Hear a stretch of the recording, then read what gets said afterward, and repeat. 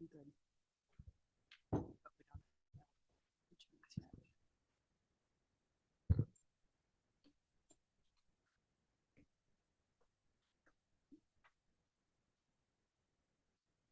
don't. You just give me the thumbs up, Chad.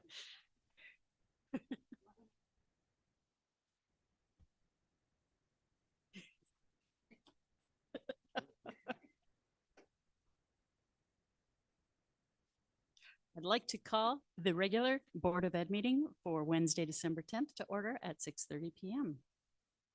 Stand for the Pledge of Allegiance. To the flag of the United States of America and to the republic for which it stands, one nation, under God, indivisible, with liberty and justice for all.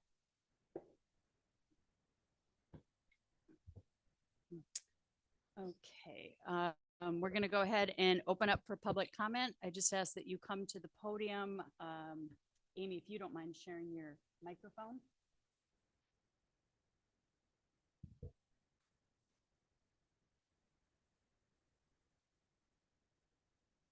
And then we'll do online after we do in person.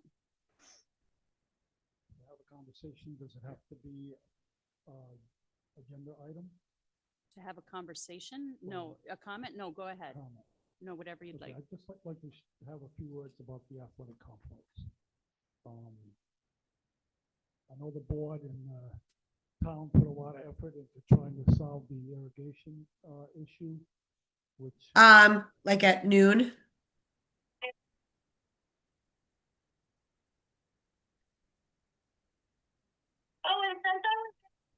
with some good progress was made in that area. My question tonight is who or how are we managing the other aspects of caring for the athletic complex? Including irrigation, aeration, seeding, pesticide treatment, herbal treatments. I'm just wondering how, is it a scheduling? Because I walked the fields the other day and I think we missed the opportunity to treat, put some seed down that would help us for next spring. Fields, in my opinion, are not in very good condition. There's a lot of bare spots from the soccer season, which could be made better for the spring season if we had been on a schedule to do the seeding and aeration. So I guess my big question is who or what or how we manage all the aspects of the athletic field so that we have a season, we get done with that season, and then we can move on to the next season. It's a scheduling issue or a financial issue or a budget issue. Could it be a budget issue that we're not doing or managing or putting down things on the field like we should be? So I don't have the answer for what is going on with it specifically as to what the scheduling is, but what I can do is talk to Troy and he can figure out the best way to reach out to you to get you that information. Okay, and if it, he'll talk to Randy, we'll see exactly how the scheduling is and so that you can have that information and see it. And then maybe if you have any advice or ideas of gaps or things we should be looking at, I'm sure Troy would be willing to have that conversation with you. Yeah. My main point is it's a yearly thing, and when we have different seasons, as soon as we have an opportunity to do something to improve it for the next season, we have to stay on that. Okay, we'll make sure to reach out to you and let you know what we're doing, and you can share with us maybe some of your expertise on maybe what you think we should be doing, and we'll go further from there. I did just walk the fields the other day, and they need some attention, and I just don't want or think that to get behind now we got to play catch up. Okay, thank you, Wayne. We appreciate that. I'd like to just comment, not answering the question, but I think it's, I do appreciate comments, but I think the implication could be that we're not doing the job, and that's absolutely not the case. We have an excellent facilities and maintenance department, custodial department that's doing this work. And we do have schedules. Okay, so I just don't want someone to interpret a public comment as we're not doing what we're supposed to do. Certainly, we can always examine it and see, like, can we do better? Can I just comment? Troy, I'm not here to make a comment about lacking of doing something. I'm just saying we have to be on, when I was here, we had to be on a schedule. When the season got over, we did things to prepare for the next season. I just walked the fields the other day. The main thing was we should have been maybe having some seeding put down as soon as the soccer season was over. And it didn't happen. So I'm not here to criticize whatever. I'm just trying to share my experience of how we should do things to make the fields better for each season. That's all. Thank you. Before we continue, I just want to make sure, Judy, did the person say that it was everybody or just Mr. Coates? I'm sorry, they said that they can't really hear online, that it's the volume's super low.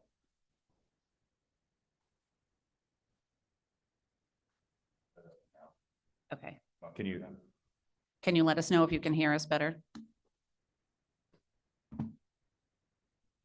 Was it? Anybody in the online forum be able to tell us if you can hear with a thumbs up emoji or something similar? It's just the microphone that Wayne was on that we can't hear. Oh, Yes. just Wayne's. Okay. Okay, perfect. So nobody will hear Thank you. public comment. No. Um,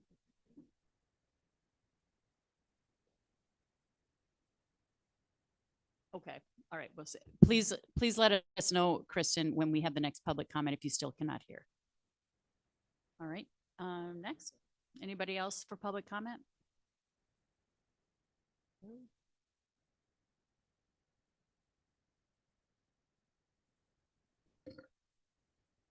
Okay, hi. Tula Balistrossi, 26 Cedar Drive. I have a little something I wrote because I don't want to go over my 2 minutes here. I have been part of the DTC for the last 8 years, the chair for the last 7. Since I've been involved, there have been 4 vacancies on the Board of Ed. The precedent is that the vacancy gets filled by the same outgoing party. This was the process even before I was involved. In July, a Democratic Party endorsed Board of Ed member notified me and the town clerk that they were going to resign effective November 5th. The resignation letter was not signed, therefore not valid. Had the resignation occurred in September, that seat would have been on the November ballot. On October 16th, the town clerk and I received a signed resignation letter with an effective date of November 5th. We have had a vacancy seat since then. The DTC held a meeting to discuss who we would endorse to fill this seat.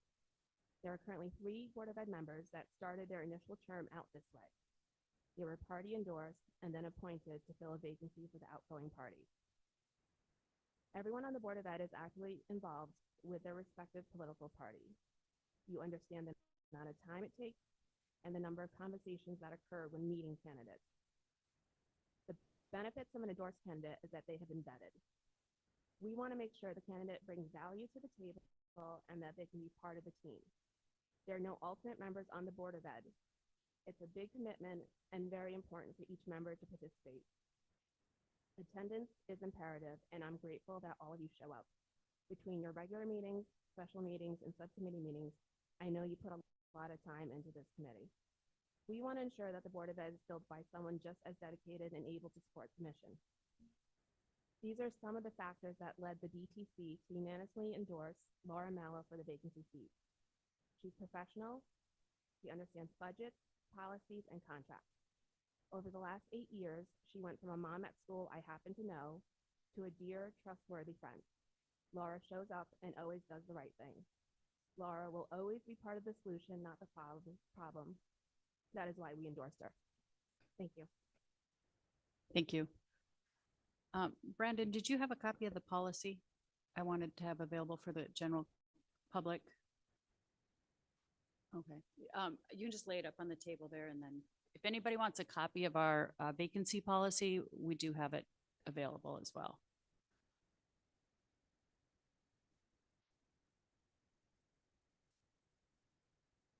Do we have a regular mic? Nobody's able to hear. Can we move it down? So Bob Carlson just texted and they can't hear either. So he asked if we could move a desk mic to that stand so that they can hear. That's what we're using. Okay. Try the other, John, would the Bob, other one work better? we're using one of the desk mics and it's Can they still hear coming me? out like that. I'm not sure why.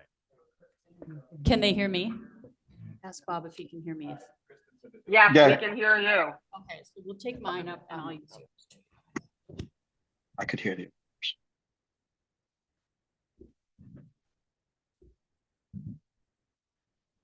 Should we allow Tua to read again? Okay. If you don't want to, you don't have to, but I thought if you would like to. Only 3 times, Tua. Okay. Okay, do we? Oh, yeah, there you go. Do we have any other public comment?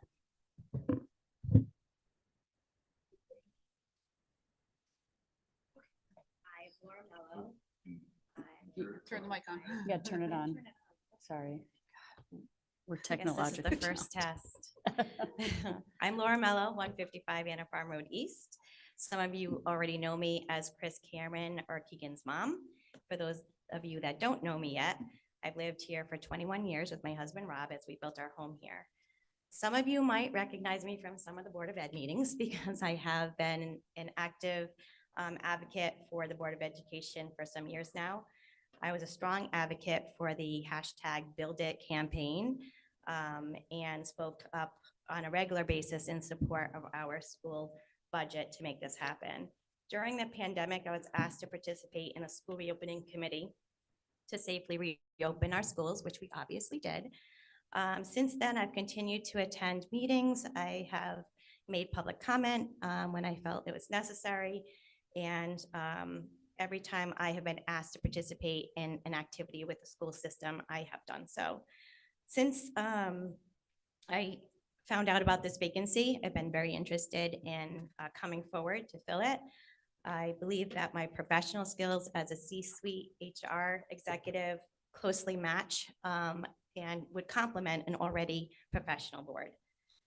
My experience in strategic planning, policy, and management, as Tula had already mentioned, policies, procedures, safety, closely match some of the responsibilities of the Board of Ed. I would be honored if you allowed me to join and partner with you to solve some of the challenges that the Board of Ed faces this year. And I appreciate your time and consideration. Thank you. There you go. You got it. You got it. Thank you. Anybody else? Do we have any other public comment? Okay. First test is turn this thing on. Can everyone hear me? Hear me online? All right, can everyone hear me now? Online, hopefully. So good evening, Heath Dugas, 45 Chester, Maine. Thank you for the opportunity to speak tonight. And thank you for all the work you do for our students, our families, and our community. I want to offer some clarity surrounding the discussion about filling the recent vacancy. There was a suggestion online that the results of a hypothetical head-to-head race could potentially be assumed based on the outcome of the recent multi-seat election. I understand why people are trying to make sense of an unusual situation here, but this comparison needs some context. The seat that became vacant was not on the ballot. A head-to-head race did not occur, and a head-to-head race is fundamentally different from a multi-seat contest. It involves a different ballot structure, different strategic choices, and very different voter behavior. Voters make decisions one way when selecting up to 2 candidates in a multi-seat race and another way when choosing a single candidate in a direct one-on-one contest. Because the conditions are not comparable, the results of the recent election cannot be used to determine what would have happened in a race that never took place. For that reason, any claim about the outcome of a head-to-head contest is speculation. The election did not occur, so the result cannot be known or even extrapolated. There's also been discussion about whether the vacancy belongs to a political party. The bylaws give the board discretion to fill a vacancy by the majority vote. They also note that priority consideration should be given to a party-endorsed candidate, but they do not require the seat to be filled by that party. The guidance is helpful, but it still allows the board to consider the full range of qualified residents. This situation is unique. In last month's election, 181 residents supported me as an unaffiliated candidate who was not endorsed by a party. That support came from across party lines. I believe that perspective is worth acknowledging as you evaluate candidates for this open seat. I care deeply about our schools and our town, and I would be honored to serve in a collaborative and constructive way. Thank you for considering me, and thank you for your time. Thank you. Do we have any other public comment? Any online? Okay, I have 2 emails that were received. I'm not sure if they should be public comment or correspondence, but I think they fit either way and they're on the agenda. So the first one is from Brian Rathbun, 263 Grindstone Hill Road, North Stonington. Hello, Christine. In regards to the vacancy that has occurred between a recent member resigning and I believe the Board of Ed will act upon in their December 10th meeting, I would recommend that the Board of Ed appoint Heath Dugas to be on the board. I do understand that he ran as an unaffiliated candidate during this year's election. I met him when he was just starting to petition to have a spot on the ballot. As you probably know, I asked him many questions. Heath did not hesitate to chat with me, and through our conversation, I learned that he not only has 2 kids in our system, but he cares and it is compassionate about the education our students receive during their years attending Wheeler. Heath is educated, willing to hear other points of view as well as to express his own, seems to have common sense, and has a desire to be a voice on the Board of Ed. This caused me to be one of the first signers so that he could be on the ballot running for the board. I strongly urge the Board of Ed members to appoint Heath Dugas to fill the vacancy. I believe he will be a valuable asset to the board, to the students, and to our public school system. Thank you. The second one was received today from Amy French, Babcock Road. I support Heath Dugas for the recent Board of Ed vacancy. He ran in the past election and received almost 200 votes in a system where voters could only vote for 2 candidates. Those residents chose to vote for him over a candidate endorsed by a party. With both candidates being unaffiliated, the board is going to be unbalanced either way. And while both candidates are great people, one ran in the election and gained bipartisan support in a self-funded, self-run campaign. Heath is the logical choice. Thank you for your time. Okay. Any other public comment before we close public comment? All right. Any other correspondence? Do you have any, Troy? I do not. Okay. So that's going to move us up to the Board of Ed vacancy. Like I said earlier, I did let everybody know about the policy being available. We did not do a candidate search for this position. So we chose to follow policy. I think if the board decides after this process that they'd like to revisit that policy and make any changes, we certainly can entertain doing that at a future meeting. So I'd like to open it up for discussion. I'd like to make a motion to appoint Laura Mello to the Board of Ed vacancy. I second. Okay, any discussion? So I just want to speak on behalf of Laura and really put my support behind her. Her resume is impeccable. I think she'd bring a lot of leadership. Her human resource background, I think, is something that would be a valuable asset to add to our board. She's an amazing volunteer. I know she never says no, which is a good thing and a bad thing on the board. But I truly feel that she has been vetted by the Democratic Party, and we are, we asked a lot of questions, and I think she is the right candidate. Thank you. Any other discussion? Anybody else? Okay, so we can open it to vote. All those in favor for Laura Mello?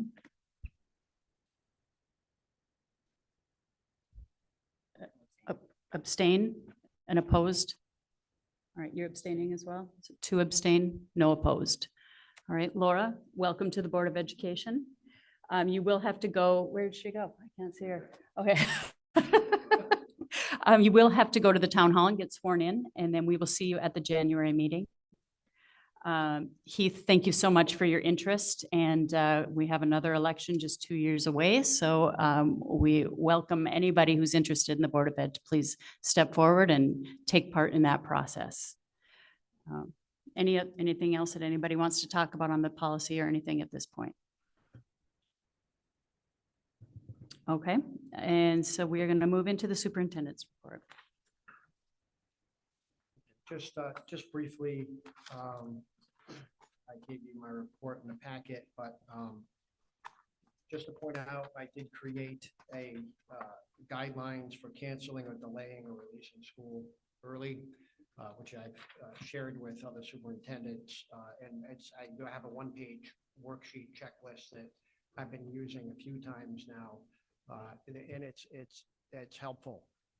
So I'm just sharing that with you. That I did that.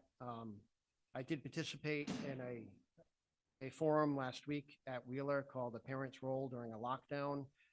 That was an idea from Representative Greg Howard. He organized that and had representatives from the Connecticut Division of Emergency Management and another superintendent, some social workers and public safety professionals. And it was pretty well attended, and I think it was good exchange of information and discussion. We do have a draft from the New England Association of Schools and Colleges. You know, we had a collaborative conference visit in October, and we're going through that draft, and it looks like they're supporting a lot of the things we wanted to work on, and I listed them on this report, but it's like curriculum documentation, the vision of the graduate, what do we want kids to know and be able to do when they graduate, and the skills that could be applied to whatever they do after school. And we're doing that down through kindergarten through grade 12. You know, we're the first district of Connecticut to go through the district accreditation process that NEASC offers now. And then using technology to accelerate learning and enhance the work of staff will probably be a goal moving forward. And then also to develop a multi-year technology plan for devices, software, and infrastructure. We felt like that was needed, especially in light of what happened to us recently. Just to let you know, we have a spreadsheet. It's actually a Google sheet that's shared with multiple people in the central office. And we have columns for different functions, including facilities, annual events on the schedule, state reports, grants, budget process, HR, insurance. What does a superintendent do annually? And we're putting that in there, and it's really useful. As you know, you could just right click and add a note and have a whole checklist for one cell. So it's a nice at a glance view of what needs to happen annually in multiple different areas within the district. So we're working on that. And I think that'll be a really useful tool moving forward for the district. And I simply just listed some of the board meetings. Any questions? One quick question on the NEASC. When will the final draft be there so that we can have a copy of that entire report? In the past, we've always gotten a copy of the full report. Yeah. Typically, the collaborative conference report, this is a new process, is not released publicly, but I can certainly share it with the board when we do get it. Right now, it's at the point where we're reviewing it for any factual errors, and then we send it back, and then they send us the final draft. But in 2 years, they'll visit again and produce a decennial visit, which determines our accreditation, and that does need to be released publicly, and it typically will be on the webpage and all that. Okay. And then the creation of the multi-year technology plan, I thought we did that. Well, we have a need to update it. Okay. Based on what happened. Okay. And we've had to accelerate some of that already based on what happened. And now we really need to update it because we were delaying certain things that now we had to do. Okay, and will you be using like the same committee and everything for that? Or are you creating a new committee for that? Well, I think we'll have a technology committee that may have some of the same membership, but it'll probably be of similar size and include teacher representation and administration. And the Okay. IT department. All right, thank you. I appreciate that. Thank you.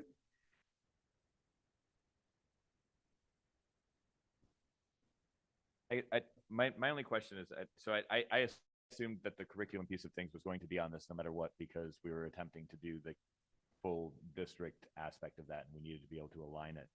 I was thrown because I felt like our vision of a graduate was a pretty solid piece of things, and I guess It I'm is. just confused what exactly the goal piece Okay. of that is, and Yeah. Okay. So yes, Wheeler has been working on the Vision Graduate for years.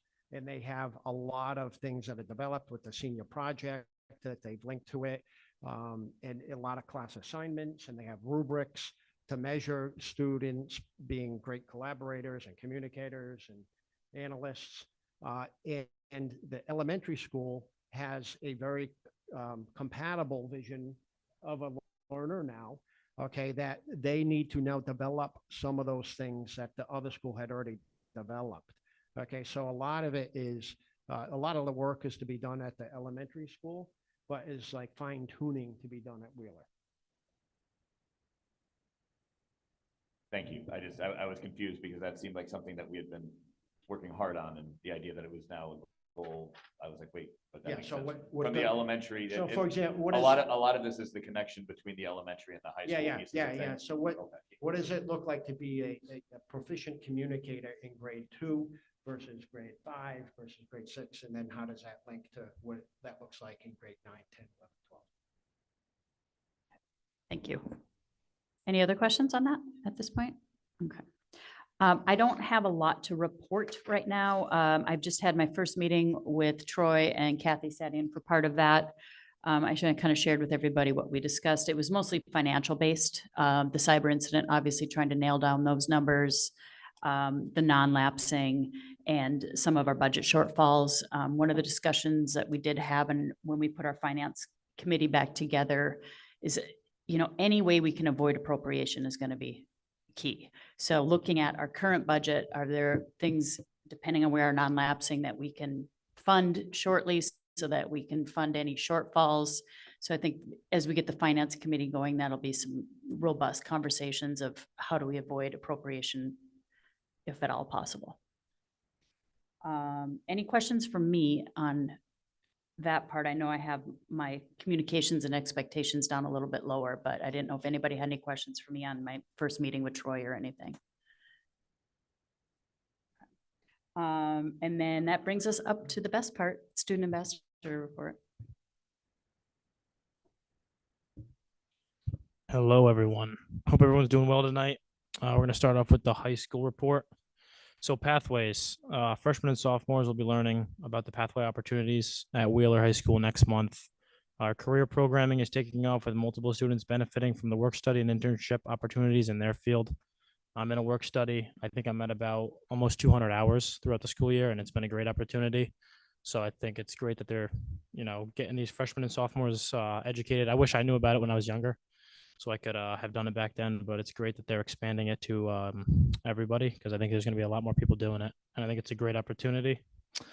And then our alumni panel. So 10 Wheeler alumni representing experiences in college, workforce, and wherever else they went off to, spoke with all the juniors and seniors last month about, what to expect after graduation.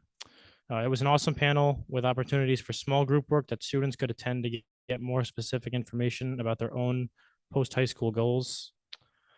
It was a great experience with people who did different things. So, everybody could see if you don't go to college, it's fine. If you do go to college, there's plenty of things to do after high school. And moving on to mid-year assessments and academic and social civic expectations. These are approaching next month. Our staff and teachers are busy updating assessments that are used to assess whether our students are in different important areas. The assessments are for high school students only. In the spring, our 8th grade middle school students will be participating in different activities during this time.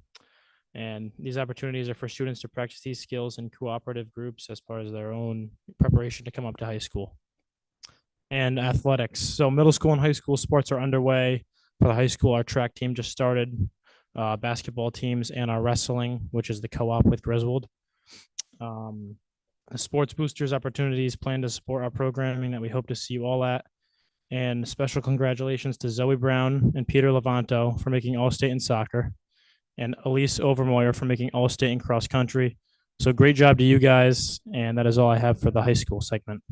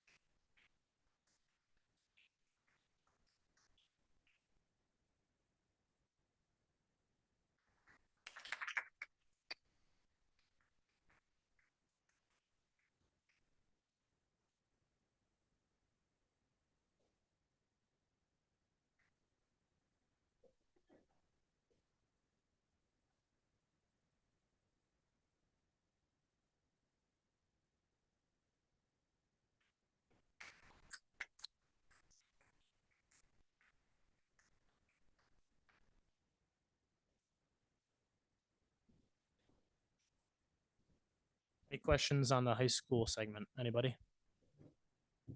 Just what do you do your work study in? So construction management with Oh. Mattern Construction based out of Sprague. So I'm with them every Tuesday and Thursday. All right, that's cool. I wasn't sure if it was what you were aligning to do outside of high school or not. So that's awesome. Yeah, it's a great opportunity. So I'm glad they were able to put it together for me.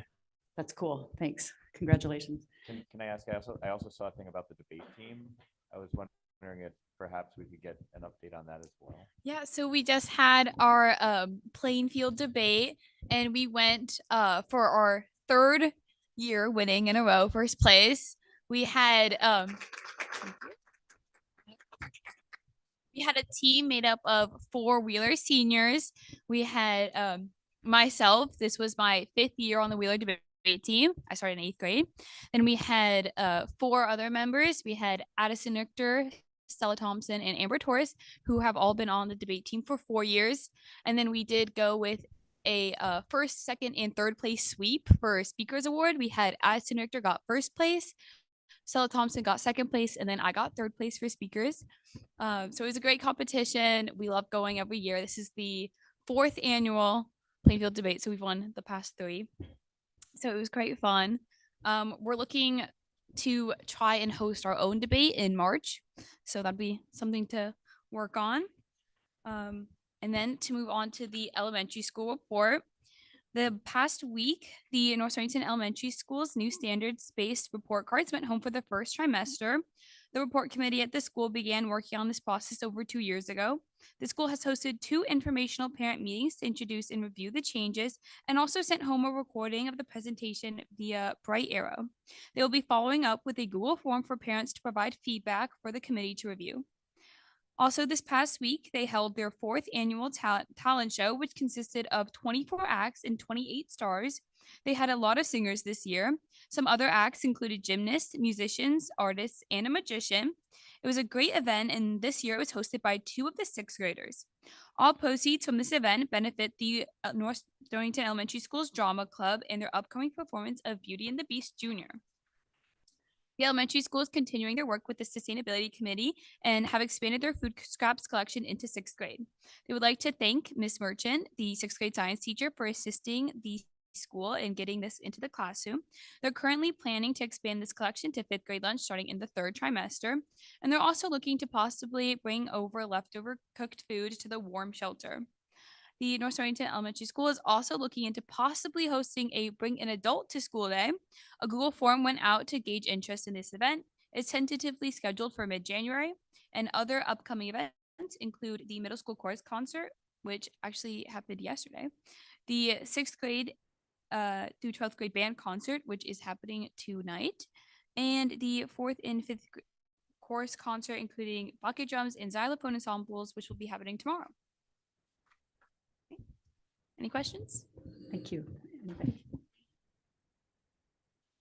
Perfect. Thank you guys so much. And feel free to stay for our financial report if you'd like to, but you certainly aren't required.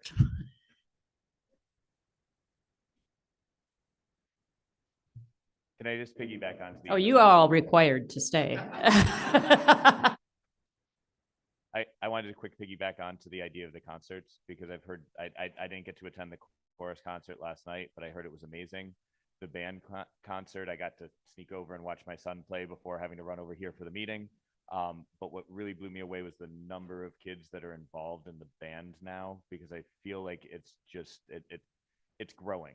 We've had some struggles, since COVID, and I feel like both the chorus and the band program are huge compared to what they've been the past few years, and that's just really exciting. So, Thank you. Yeah, I think they actually opened it up to 5th and 6th grade too over at the elementary school. I'm not positive, but it's grown 4th too. Yeah, it's grown like tremendously, so it's great.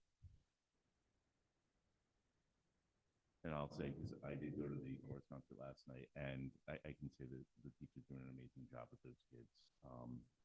She got a group of kids that were just doing like musical exploration, and they weren't going to be going out to perform. So they just were learn about music and the history of music and things like that.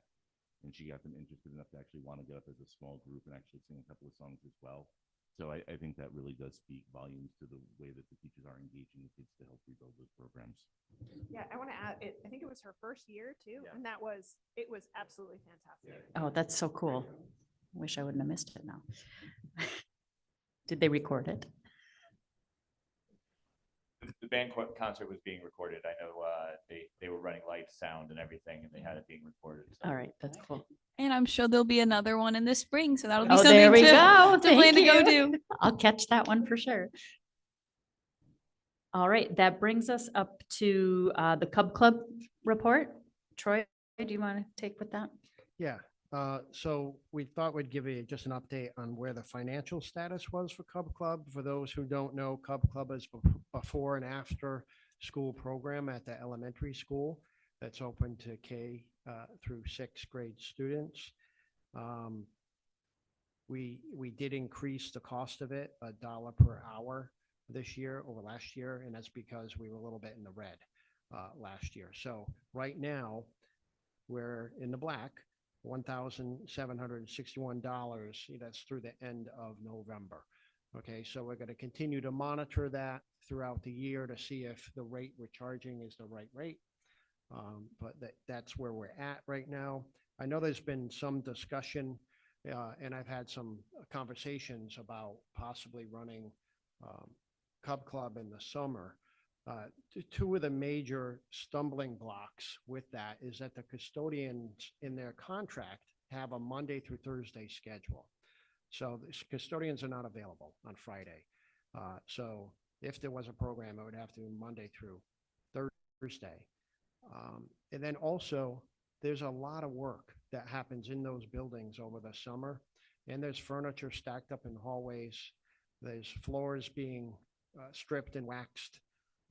And we don't know the exact schedule of that. And it really could pose a safety issue to have children in the building during the summer.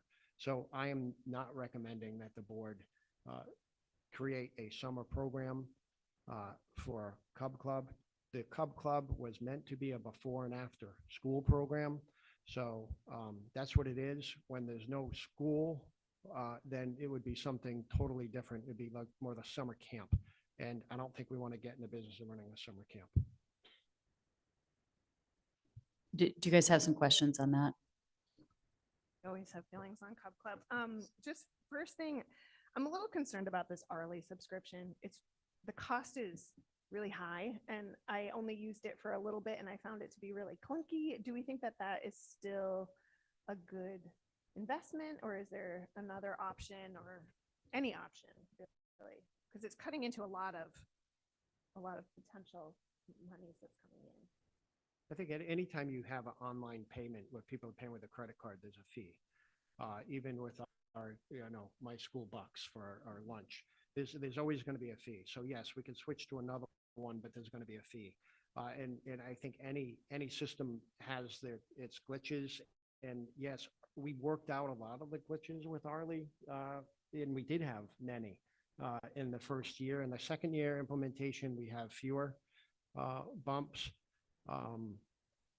We can certainly look at other options. And I know our director has experience with other options, and we've had those conversations, and we can continue to have those conversations. And it might be at a point where maybe we're willing to switch, but I can tell you, I'll have conversations with the director about it, and my business office, which is directly involved in, it's a workload for my business offices to do the financing of this and to look for it coming in, because it's not so simple as just having Arlie. There's Arlie that then communicates with another program called Stripe, which then directly puts money into the Cub Club checking account. So it's a really complicated process, and to set something like that up again requires a good amount of work, and I'm not sure it's worth it at this point, but we can certainly look at other options.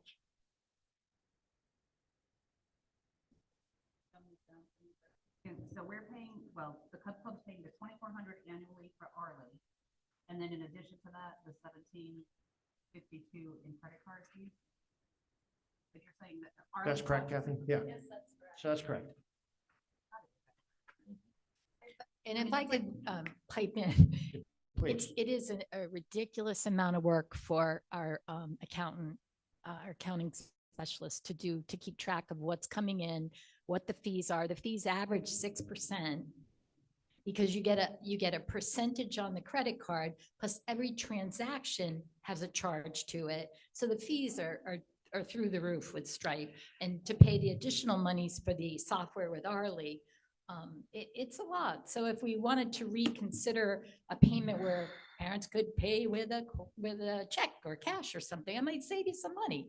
But Would it be too cumbersome for you then? I guess the question would be that balance of, we're paying fees, but you don't have to process money or bring it to the bank is. Correct. But yes. if you're spending a bunch of time having to figure out the fees, then perhaps it's actually easier to just take a envelope of money. And why bring is it the to bank. central office doing it at all? I That's thought what that I the think Cub makes Club was sense. supposed to self-sustain and provide these services and do all that. I mean, that's Board of Ed money paying central office staff. So I'm concerned about that.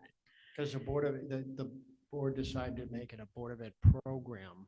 Therefore, all finances go through our business office. And keep in mind, the only way we can pay people is through the operating fund and through the payroll of the operating fund. So we pay them through payroll, and then we have to reimburse the town through Cub Club because the town gives us the money and we have to give it back. So it's quite a process to keep the balls in the air with this. Is she able to track how many hours a week she puts into that so that maybe we could bill She Cub could. Club for that Yes, she could. work? Okay, just out of curiosity, I'm not saying we would have to, but I'm surprised to hear that our central office is spending time on that. Sorry, I also want to go on record and say that I think that we really should consider Cub Club for summer. Our director is highly qualified. She's done it before. She runs a great enrichment program, so it is more than just a summer program, and parents need this. Like, there is a need in town. I already heard, looking at camps myself, that the Mystic Seaport is closing their summer camps. Like, there is a lack of summer care. And I think a Monday through Thursday is not possible, but I think we could be creative and look at, is it even if we paid for a custodian, that would be cheaper than some of the camps that are running at $500 a week. So I'm begging for a little creativity if anybody cares.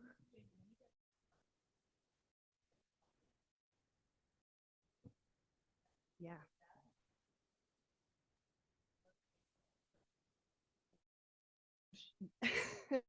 I think it was complicated. I think there is interest, but it was the money situation was what was complicated. And I'll also, like, these kids should be outside. Like, it's a summer camp, right? So I don't know how much in the building they would be, which is something else with the rec, they're outside as well. Right. So I think I think it's going to take somebody to realize that we need this, a full day camp, Monday through Friday, to really make this happen. Thank you. Anything else on the Cub Club right now? All right, so we've got 3 financial reports to start looking at. Before we do that, I'd like us to talk about putting the finance committee back together. As that ties into that. I will just be ex officio now. I'm not going to be chairing that committee. So who do we have on that committee? Just you. Okay, so who else would like to join? Okay, that would be great. Anybody else? Amy? Okay. All right. So that should be good. So we've got 3 then. Is that enough? I mean, otherwise we have a quorum, right? If we go more than 3. We don't, or is it, what's 5 to have a quorum, I guess, but. Okay. Chet, you come to it quite often. Do you want to be part of it or? I know finances aren't your favorite part, but. No, but it's. Sure, yeah. Well, you don't have to. I don't want you to, I don't want you to feel like you can't or that you, And yeah. honestly, what it comes down to, we don't need to worry about quorum because we don't vote. And so it doesn't make any difference, but it does, I half the time I come to the meeting anyway, so I might as well be on the committee, I guess. Okay. All right. Thank you.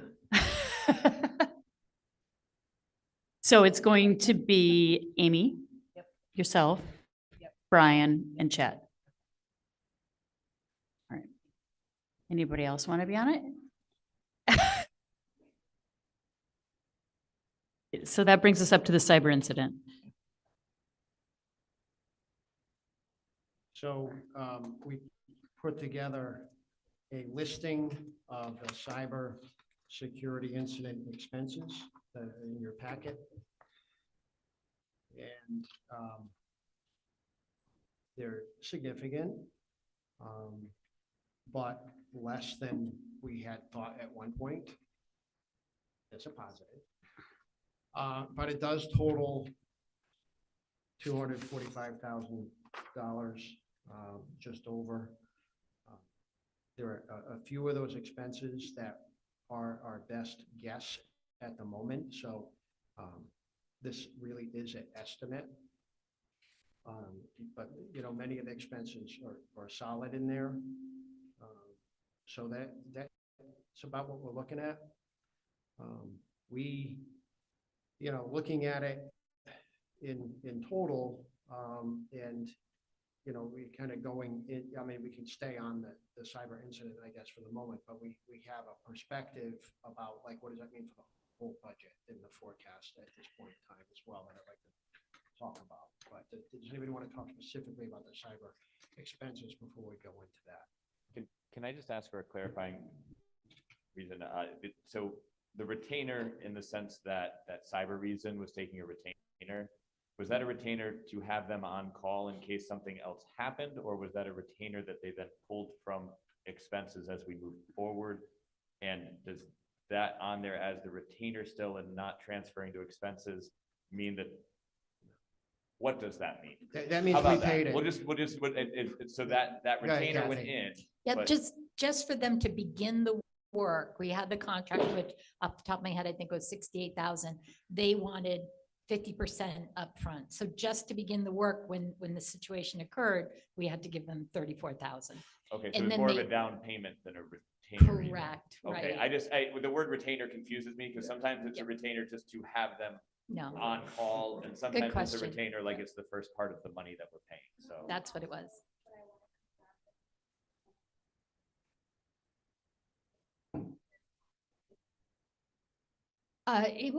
Perhaps it was a percentage of, the contract was for, it was, I don't have it right in front of me, but there was a $10,000, maybe it was 55 or 58,000 to 68,000 was their estimate. And then they asked for $34,000 deposit. But the estimate at the beginning, when we signed the memorandum of understanding was that it would cost between 58 and 68,000. So we had to give them, we had to wire the money up front to get things moving. Okay, so as the costs go down for cyber reason, that $34,000, is that covering any, like that 51? Yes, so and to Chet's point, calling it a retainer, it's actually was paid, it was a retainer, but then they worked down their expenses at it. So we paid the retainer, the next invoice was for 0 and they itemized $34,000 worth of work. Say, you spent your retainer, now you're gonna pay us more. That was my next question. They do, absolutely. They're very good about it.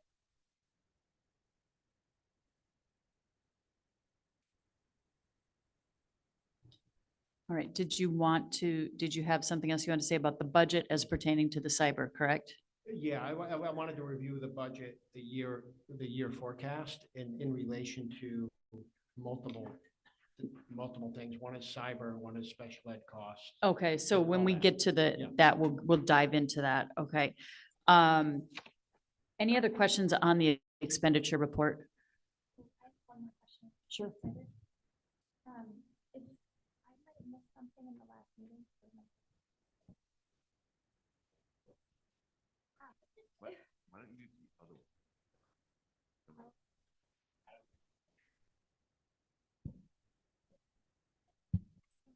Thank you, Kathy. Can you actually share this with me?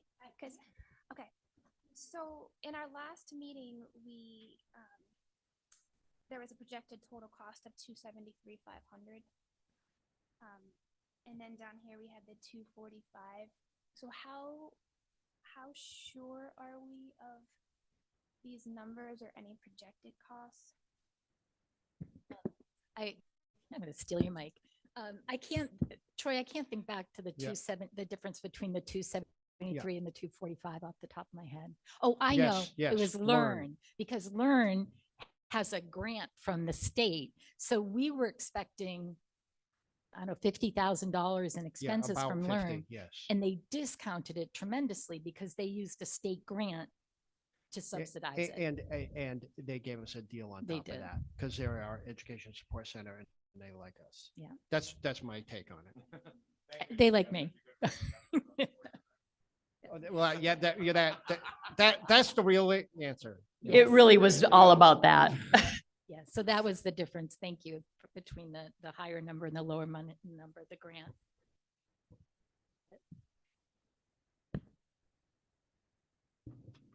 So lower costs than expected for Learn is what drove that savings. Yes. Okay. Thank you.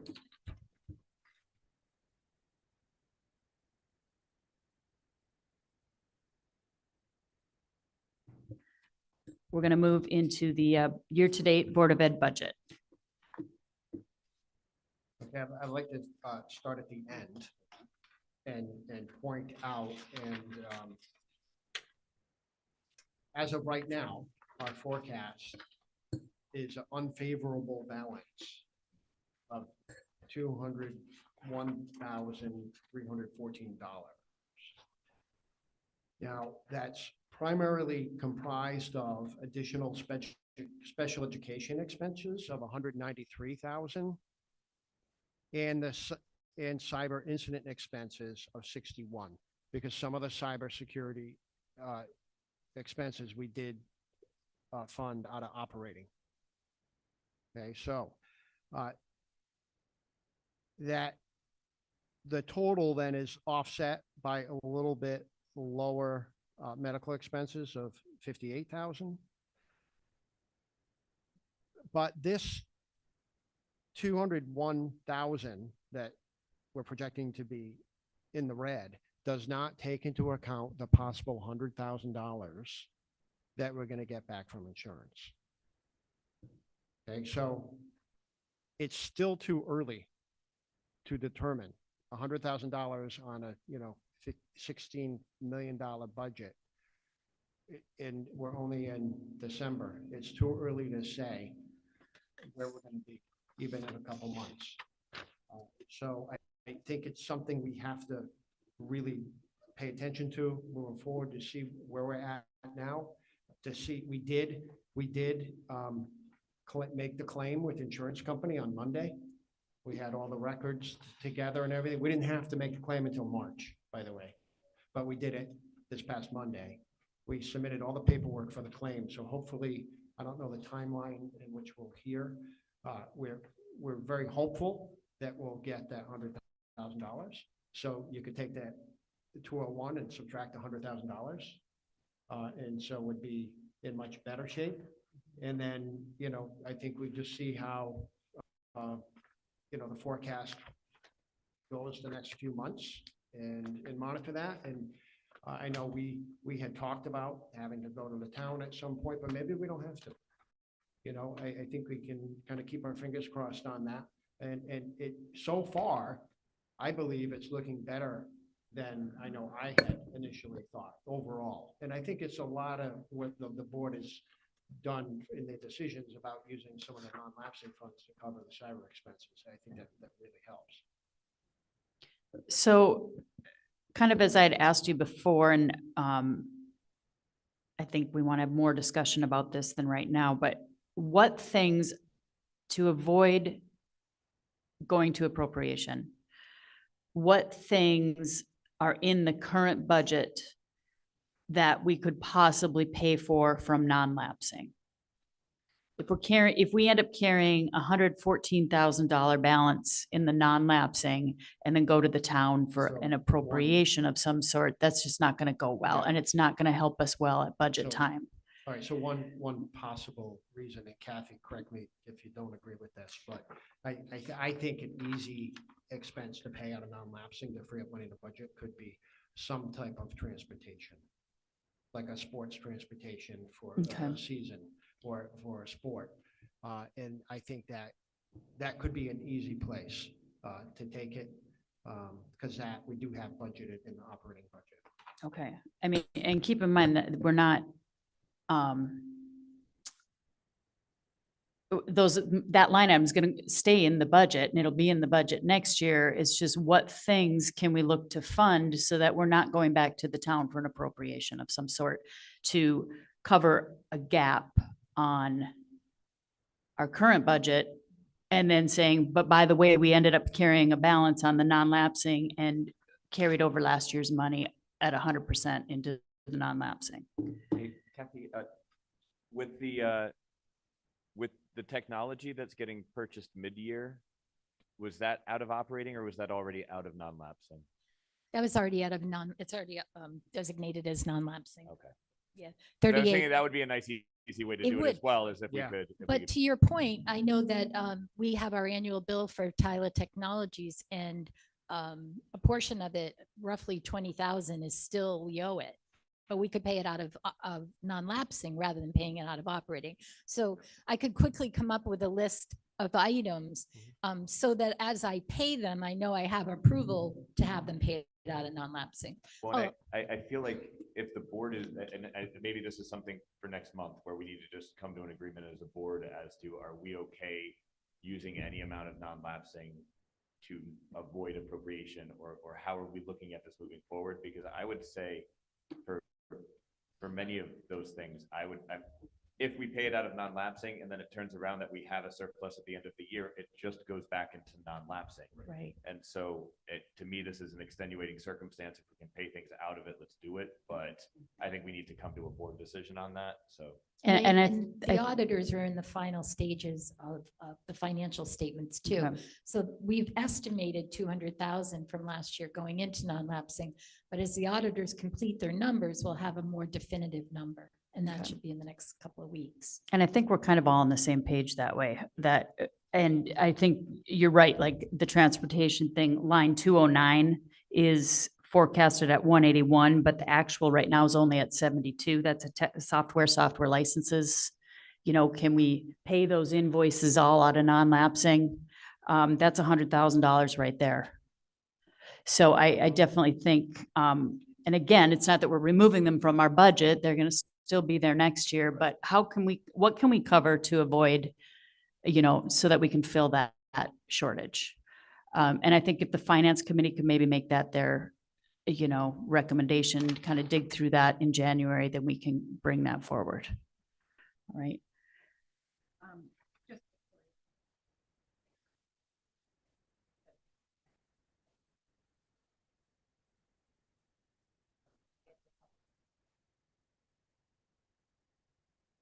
Time will tell. It'd be more difficult.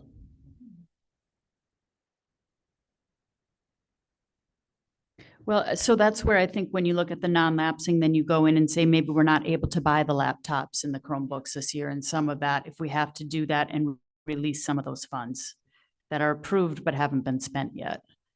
It would be unfortunate, but that would maybe be where we have to go. Or we find another area in the budget and not tackle that. And not purchase some, Yeah. right, so it'll be, definitely, we just got to keep our finger on it and be creative with what Right, we and- can and do I- to and I think cover for that. All of us, it's clearly one of those things that we hate all of this. Yeah. We would Right. rather not have had a cyber incident, but Right, yeah, it's not how we want to use those funds, but we also want to use what we have available to take care of our expenses, so. Any other discussion on any of those reports?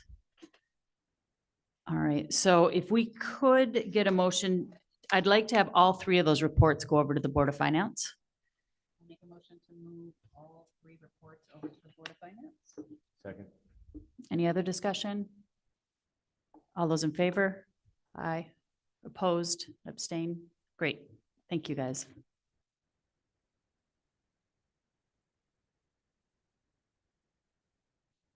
Policy? Policies. So last time we had these 4 policies as a first read. And these are policies that I have reviewed with my administrative team. And there was some brief discussion last time about whether we should adopt the policies when we aren't fully have a plan to do everything in them. And I think the discussion led to yes, we can, because my administrative team's working on it. And I think they could come probably to or I can report at a future board meeting about what exactly we're doing to meet the policies. But they are mandated. The first 3 are mandated policies. So my recommendation would be that you vote to approve them, and my administrative team continues to work to implement them in the schools.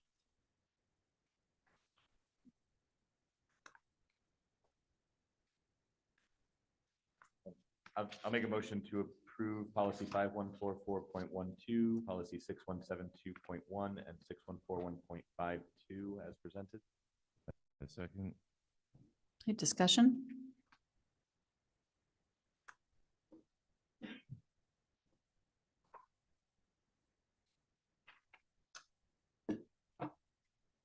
All right, so for policy 5144.12, challenging behavior prevention, restorative practices response. I don't know how you really want to go about these, but for paragraph 4, it says, policy shall not include the involvement of school resource officers. I do not think that's something that we should set in stone in the policy, because I do believe that we should look into having more safety and security in our schools. So I would not agree to a policy that has shall not include. Are you comfortable with the fact that it would include it only if it becomes violent or criminal? And that's typically the standard operating procedure for this policy throughout the state as it was written. Because they don't want, when you're trying to create restorative circles or things like that in a school, the school resource officer being there, they want to try to make it a non-punitive feeling moment. So, I mean, I work in a school that has a school resource officer. When we implement something along these lines, the school resource officer is not part of those restorative practices, because Yeah, there's a clear line of delineation. I just want to make it clear that that does not mean that we cannot at a later date push for a school resource officer.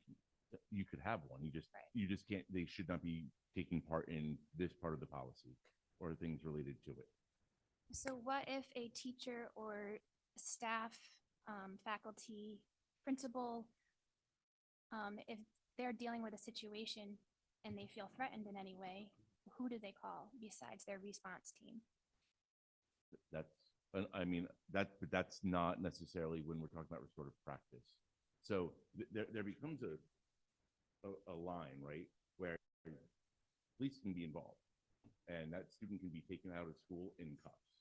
Yeah, no, I'm not talking about that. I don't think that's That's what what we're. threatening behavior sometimes ends up with. No, I'm talking about if a student or teacher or someone dealing with a challenging student is feeling threatened, Mhm. who in the school responds to their need?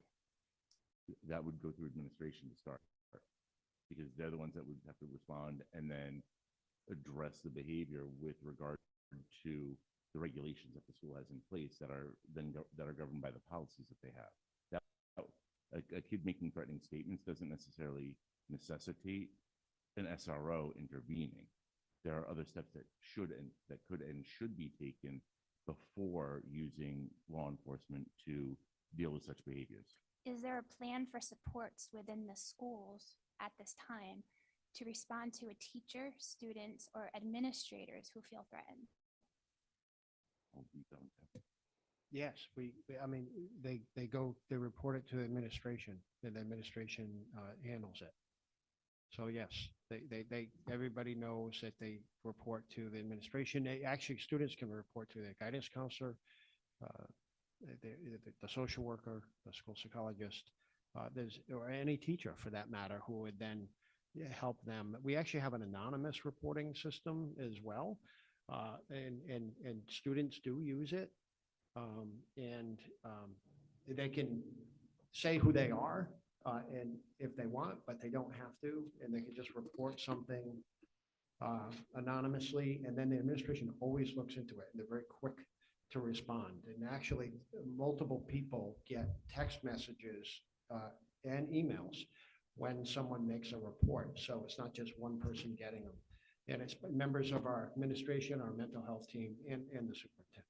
Okay, so when there's incidents in classrooms, something where maybe a classroom is evacuated for behavior, is somebody checking in with these teachers and other students and administrators? Absolutely. There's always like a follow-up meeting after any incident. And often a class meeting with the students where an administrator and a counselor will go in and talk to them about what happened, make sure everybody is fine. There's appropriate communication to parents in that classroom or at that grade level, if it was grade level, or a whole school, if it was a whole school incident, just to alert them. So when their child comes home and starts talking about it, they're not surprised. So I believe we're really on top of those things. We're really good at them, at dealing with that and making sure everybody feels supported. And yes, you're right. You bring up a good point about the staff as well, feeling supported, because it can be stressful at times to be a staff member, and we want to make sure our staff is doing okay as well. And we do that. And I think, like, to Amy's point, I think there is a formal process in place, I think is maybe what you're asking. Like, it's not just per situation, but there is actually a process, a We do. regulation. We actually have a crisis team at each Yep, school okay. that is trained to respond to various situations and to provide support and then follow up. Okay. Does that answer your question? Are you sure? Okay. Any other discussion on those policies? Okay. And all three of them are mandated. So all those in favor? Aye. Opposed and abstain? Oh, you oppose? Okay. Any other? Okay.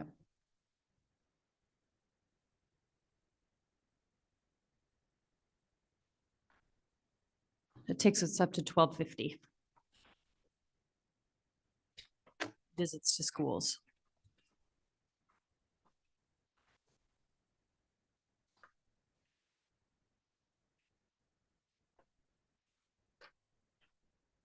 This is one that we've talked about a few times. I didn't really have the opportunity to read through it in much depth. I'm wondering if we want to hold off on discussion on this, or if everybody's ready to dive into it, or if we're comfortable with it as is.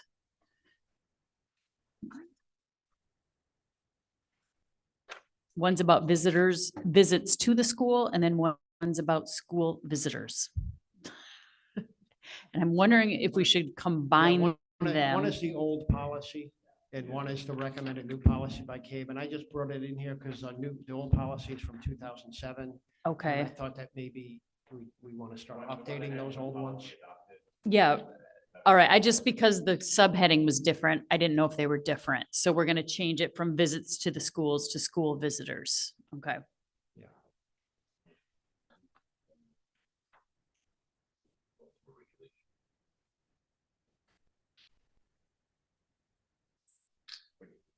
Right, there's a reg Which right is- under which it, is right? Often the case when you start delving into our actual policy manual. So replacing both of those with an updated policy would be the way to go.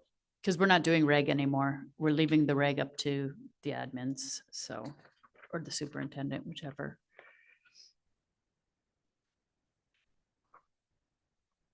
I feel like 1250 has multiple options to consider. And so because of that, I would say that we table it till the next meeting. Okay. And perhaps if Troy and I can meet and come up with which wording we like best to be able to make sure that it's presented in a singular form or something similar. That'd be awesome. There. All right, thank you, Chet. All right, new business. Do you have anything on lunch? Oh, just simply that we did purchase some large recycle bins that have the small opening for bottles and cans, and we're beginning to encourage the students and staff to use that more, to recycle more. And we are having conversations about the paper and cardboard, which honestly, I don't think we've been really good at it as a community, and we need to get better at it. So we have to come up with a way of kind of jumpstarting the consistency of recycling, but we have made some gains. We did purchase those bins, and they're in use. There's a couple, the one in the cafeteria at Wheeler, and then I think it might be in the teachers, or no, I think upstairs in the hallway there's one. And then at the elementary school near the teacher's room, I believe, and then also one downstairs. And they have signs that our facilities department made and laminated, nice signs to encourage recycling. But it's going to require, I think, a big effort on everybody's part to do better with it. And so we're on the way. We're taking some baby steps, and I think ideally would be further along as a school district with it, but at least now we're paying attention and making some gains. Okay, thank you. Have they looked at all about using real silverware again, or is that just not an They option? actually are. Oh, using real good. silverware, Okay. At the elementary school. Okay, The high school has real silverware as well. Oh. The high school has the real. Yes. oh, Okay, good. I thought there was an Okay. issue with washing it. Yeah, okay. Yeah. We do currently have it, and pretty much everybody uses it. Fantastic, thank you. It's real silver, right? Gold. I'm not sure, but but it's definitely in use, which is a good thing. Yeah, that's everything would be all set. I just think- I think it's also, funnily enough, it's also encouraged more people to bring their own silverware. I think there are some people who may not fully appreciate the idea of the silverware at the school. So I have seen a lot of people bring their own reusable silverware that they take home to and from. I was gonna say, I pretty much have not seen anybody use the plastic utensil recently. But yeah, so it's working on both counts, I think. Thank you. Chair communication and expectations. Sorry, oh. before we move on to that,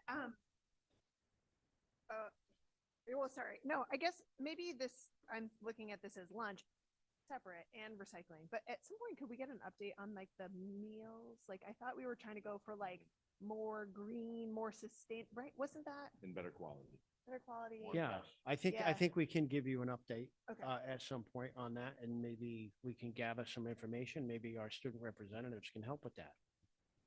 That was mentioned before. Can we add it to old business on the next It was, meeting? but it could Okay. be- It could be, it could be a first January meeting. We could have maybe an update from our student. When's my ambassadors next meal? about Yeah.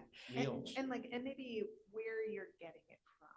That might be more of a You mean where the food's coming from? Yeah, well, I thought, I You mean like Stop and Shop recall, or no, no, Big no. Y? I recall at one, when we had the sustainability here, right, which was what brought up the recycling and all that, we talked about perhaps, yeah, get Farm to outsourcing. table. Yes. Yeah, we can bring you some information about that and where Aramark, who's our company, retire, right? Where they're getting their food, and I think we can give you that information. Right. Yes, I just think that they had recommended other sources, local sources, so that might be a Kathy question. Or a Kathy Yes. So I'm gonna delegate that to Kathy. Is that what you suggested? Okay, thank you. Perfect.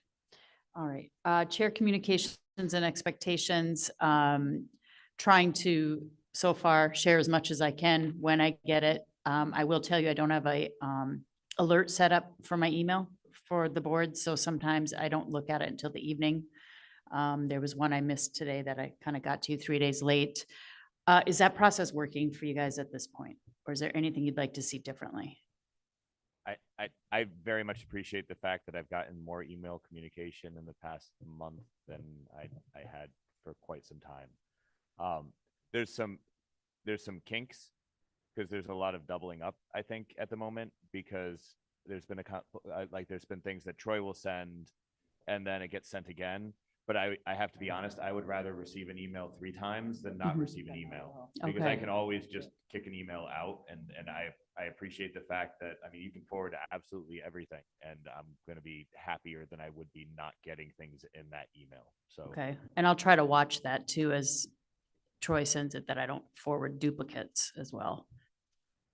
I think in the past, you didn't know if we were receiving emails, so I've been trying to tell you, like, do you want that, or? I like that because Okay. I kind of know you read it, like, Okay. oh, you're actually interested, and yeah, I mean, you don't have to give me a paragraph or anything if you don't want to, but yeah, if you just say, hey, got this, or thanks, or whatever, that's awesome. So in Gmail, you can actually set up when you send an email to actually default to sending read receipts to certain groups. Hmm. So when you send an email, if we open it and read it, it will kick back to you that it was read. Okay, and you don't say you want to see it read, then the receiver can turn it off so that they don't show it read. Yeah, I mean, you guys wouldn't, I suppose, at Right. this point, so, all right, I'll look to turn that on, all right. Or just say, hey, I read it, no, I'll try to turn that on for a setting, thank. So at this point, anything else right now? I mean, and I know it's only been a few weeks, but, all right, we'll just keep that going as it is for right now. I know the Board of Finance wants us to come in, present, and we're going to share our finance reports. I'll let them, email me if they have any questions. I really don't have anything to present at this point, but if that's something they're really wanting to have us happen, we'll probably shoot for January for that.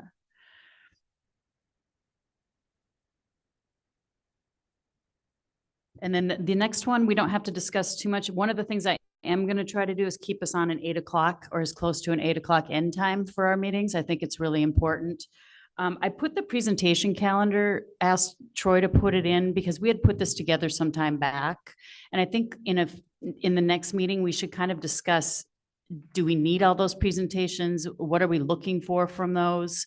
Sometimes I feel like even at the last one, the administrators put a lot of work into reporting out all of the testing scores and everything they've been doing. And because our meeting was kind of going in a different direction, I feel like they didn't quite get the attention from us that maybe we should have given. And just wondering if there's a better way for them to share the information instead of them having to come out and do a full report, or if it's something we can put on our website, but just kind of look through the calendar and give it some thought. And if there's things that you think we can cut out. We were going to have the sports presentation tonight, but because again of the agenda, we told her she didn't have to do that tonight either. So we can maybe have just a sports presentation once a year instead of at every season, or whatever you guys want. If you guys love all the presentations, we can keep doing them too. I just thought we could address that down the road.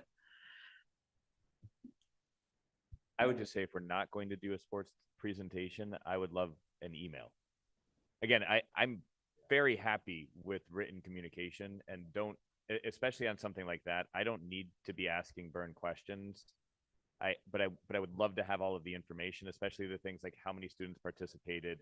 I feel like those are the numbers that I love to be able to share with people when I'm talking and saying positive things about our school, to be able to say, hey, you wouldn't believe how many kids we had go out for indoor track this year, or things like that. Like, it's that information I like to have, but I don't need Vern standing in front of me to be able to do that. So, And I think the only thing would be then, how do we get that information to the public, right? so Well, whatever presentation they were gonna show here.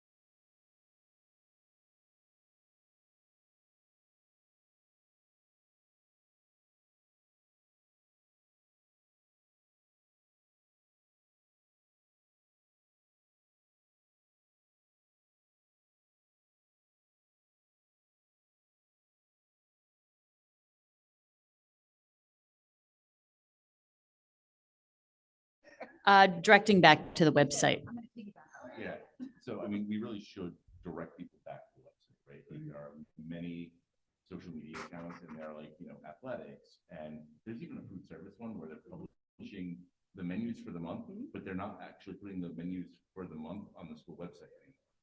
So I think not everyone looks at an Instagram account for that information. So if they're gonna put it there, kick it back to that link to the website so it can be seen there. You can do that with athletics. You can do that with stuff for school counseling. Like, great to tell people this is what's up, but go here to get all of the information. Excellent. That's an excellent point. And the school website, right? Not the Board of Ed website. Right? Okay. Just to make sure I'm clear on that.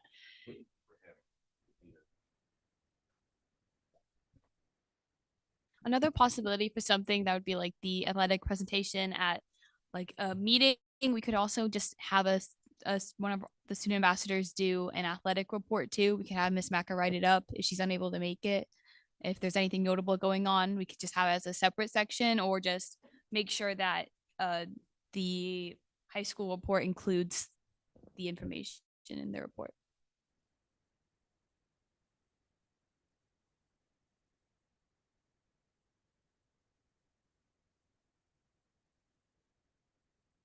I do also think with the reports that some of them matter more to have a person here.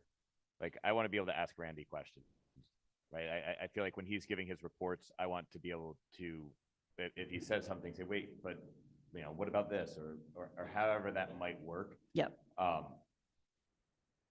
So some of these are different in my mind. I guess that's probably the conversation we have to have as a Right. board, is which are different. I think the sports, clearly, I'm okay with a written report that then gets posted, but Okay. facilities, More, I feel like that's more, we get more back and forth whenever Randy's here than when we have sports presentations. Like, we're asking questions, we're curious about things, we're confused about things.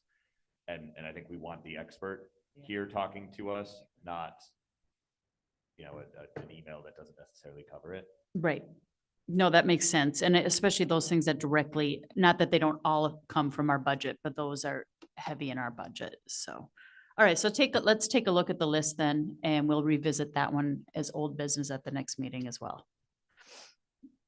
And we'll try to, again, not go over it too heavily, but just give it a little bit more thought and visit it next week or next month.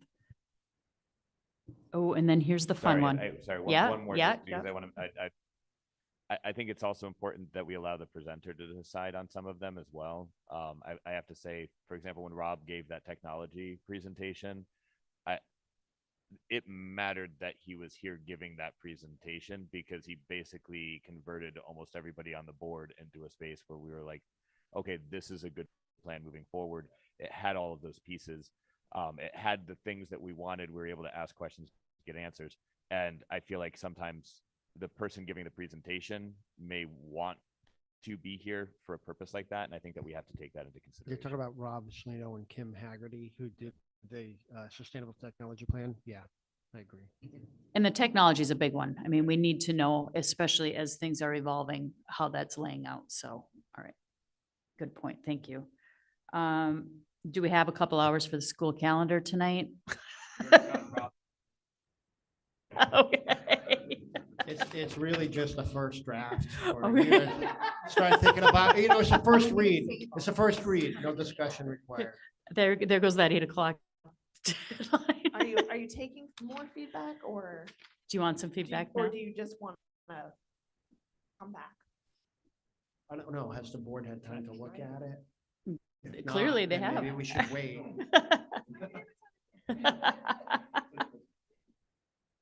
Starting with February. I would say if you have some initial feedback, you should take it and we'll go Okay, from sure. there. Okay.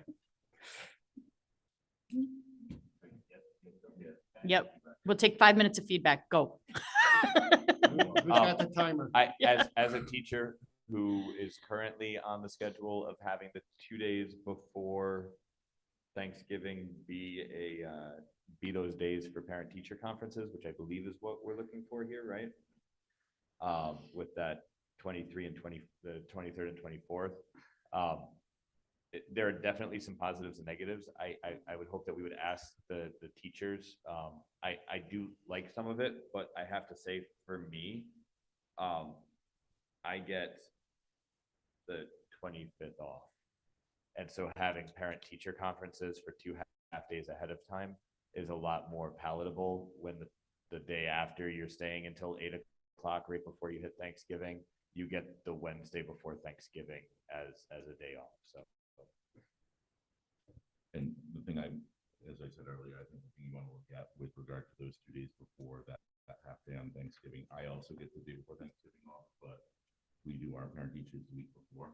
But I would say you want to make sure that what's your absentee rate look on those days when you start moving forward, and is there an impact of people not showing up on the school? Because we're just going to create a much longer Thanksgiving break. I just think it's a lot that week,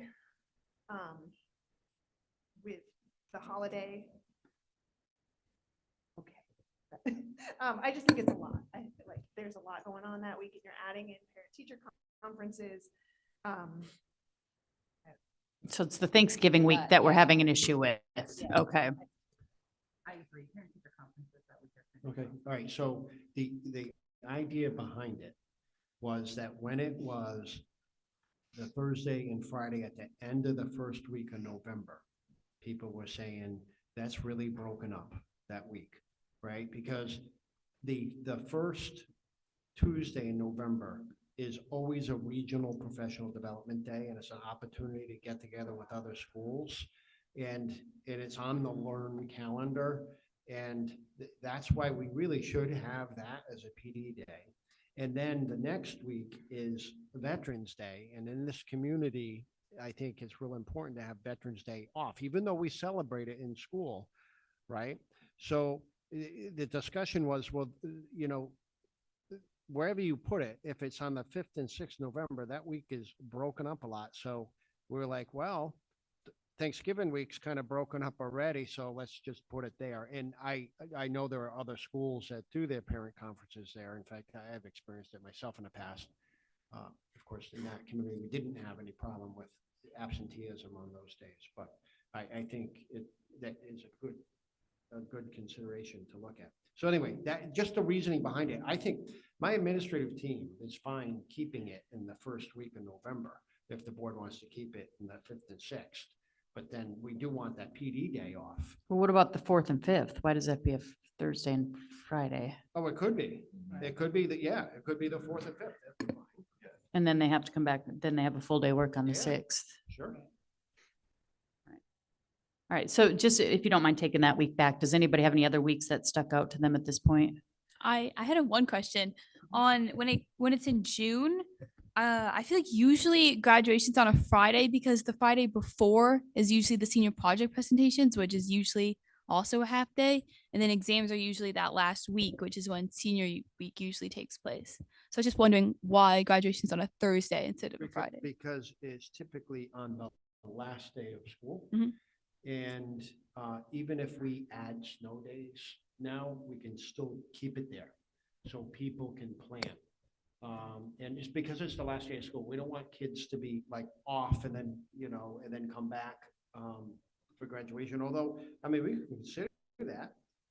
We can certainly talk about that. Or we could give the day before Thanksgiving off, and then we would have, Take the day before, and then you could keep parent conferences there. yeah.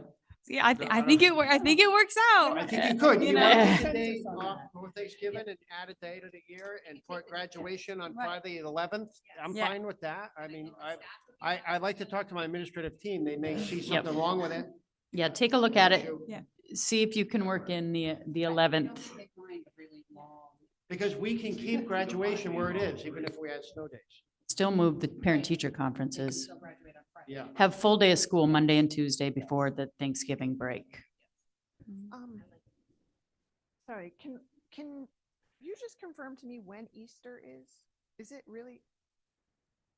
It's a, My Google says March 28th and 2027, which then it doesn't look like you're giving Good Friday.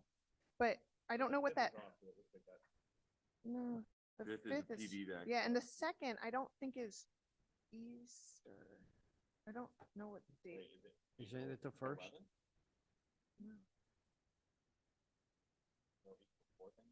No,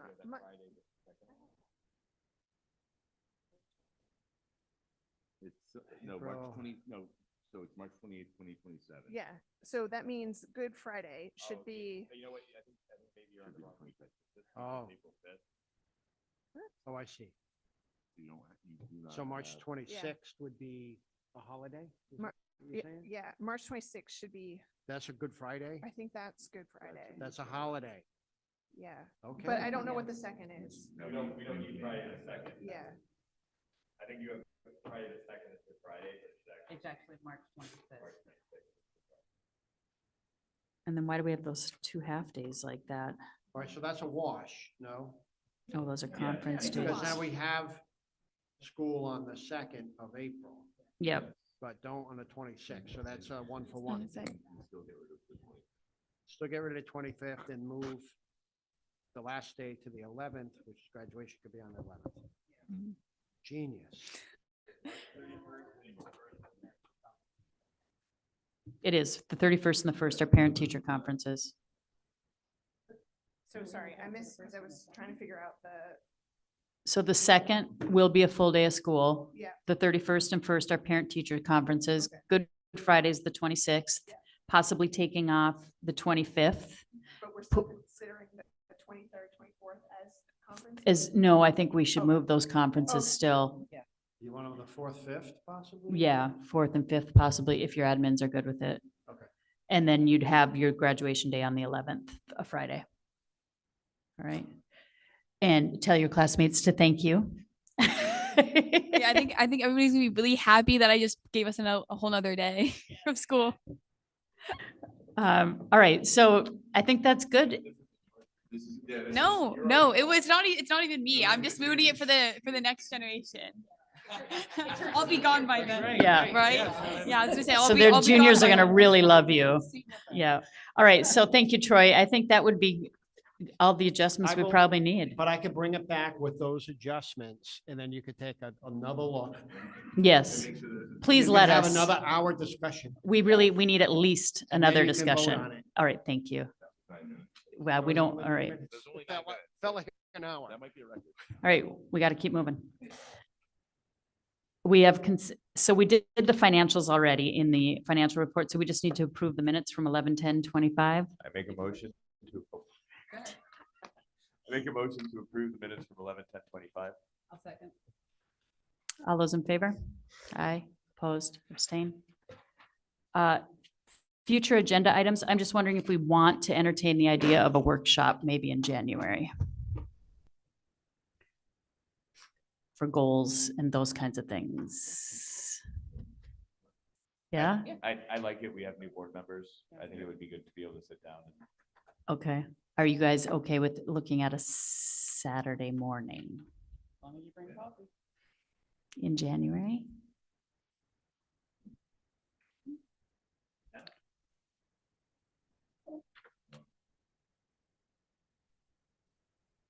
We're far enough ahead that my January is actually open still. 10th doesn't work for me. Of course it does. 17th?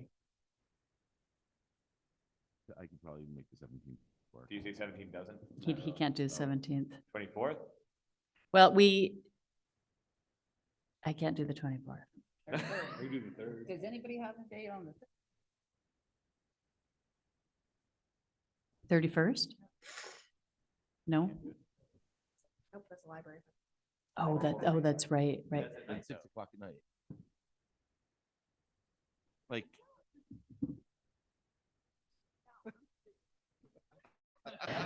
All right, let's think about that. Do you guys want to shoot for a Saturday or would you rather just try to pick a night?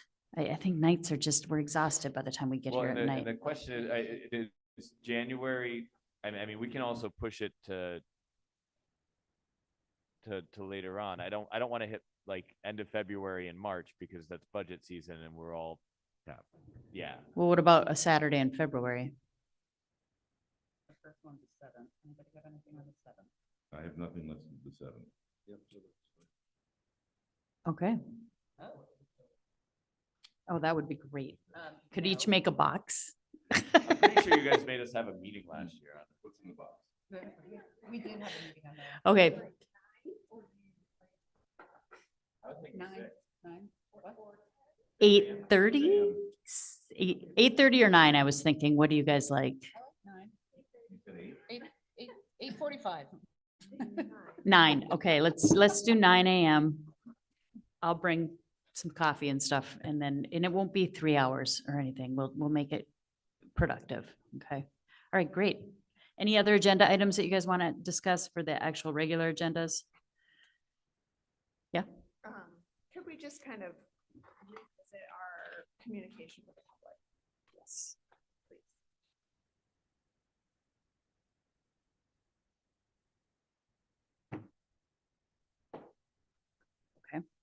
anything else that you want to see added at this point?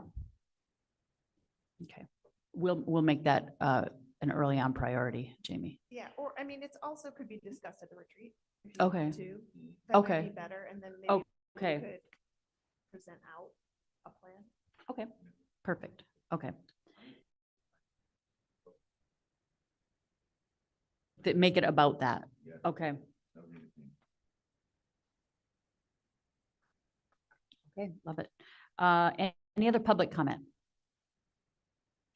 I don't have a public comment, but I want, did you go to that conference? How was it? Okay. All kinds of budgetary things, the 5 biggest mistakes that new board members make. I stuck around, they put that at the end of the day, so I waited all day long just to hear that. Have you made any of them? No. But now we have goals. Now you know what you can do, right? All right, any other public comment? All right, we do not have executive session tonight. And so we just need a motion to adjourn. Second. All those in favor? Opposed? Okay. Close.